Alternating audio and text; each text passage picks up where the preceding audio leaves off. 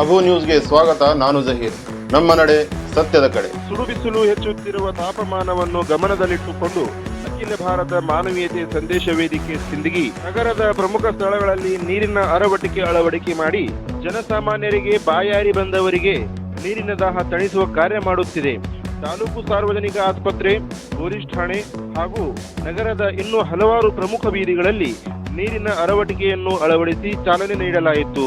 ಈ ಸೇವೆ ಸುಮಾರು 10 ವರ್ಷಗಳಿಂದ ಸಿಂದಗಿ ನಗರದಲ್ಲಿ ತುಂಬಾ ಯಶಸ್ವಿಯಾಗಿ ಮುಂದುವರೆದಿದ್ದು, ಸಾರ್ವಜನಿಕರಿಂದ ವೇದಿಕೆಯ ಈ ಸೇವೆಯನ್ನು ಮೆಚ್ಚುಗೆಗೆ ಪಾತ್ರವಾಗುತ್ತಿದೆ. ಇಂಥ ಸೇವಾ ಭಾವನೆಯಿಂದ ಸುಂದರ ಸಮಾಜದ ನಿರ್ಮಾಣ ಸಾಧ್ಯ. ಇಂತಹ ಕಾರ್ಯದಿಂದ ಜನಸಾಮಾನ್ಯರಿಗೆ, ಕಚೇರಿಗೆ ಬರುವ ಹಳ್ಳಿ ಭಾಗದ ಜನರಿಗೆ ತುಂಬಾ ಅನುಕೂಲವಾಗುವುದು ಹಾಗೂ ಮಾನವೀಯ ಮೌಲ್ಯವನ್ನು ಬೆಳೆಸುವಲ್ಲಿ ವೇದಿಕೆಯ ಪಾತ್ರ ಬಹುಮುಖ್ಯವಾಗಿದೆ ಎಂದು ಸರ್ವ ಸದಸ್ಯರ ವತಿಯಿಂದ ವೇದಿಕೆಯ ಅಧ್ಯಕ್ಷ ಮೌಲಾನಾ ದಾವೂದ್ ನದ್ವಿ ತಿಳಿಸಿದರು. ಮೌಲಾನಾ ಕಲೀಮುಲ್ಲಾ ನದ್ವಿ ಈ ಸೇವೆಗೆ ಸಹಾಯ ನೀಡಿದ ಎಲ್ಲಾ ದಾನಿಗಳಿಗೆ ಧನ್ಯವಾದಗಳು ತಿಳಿಸಿದರು.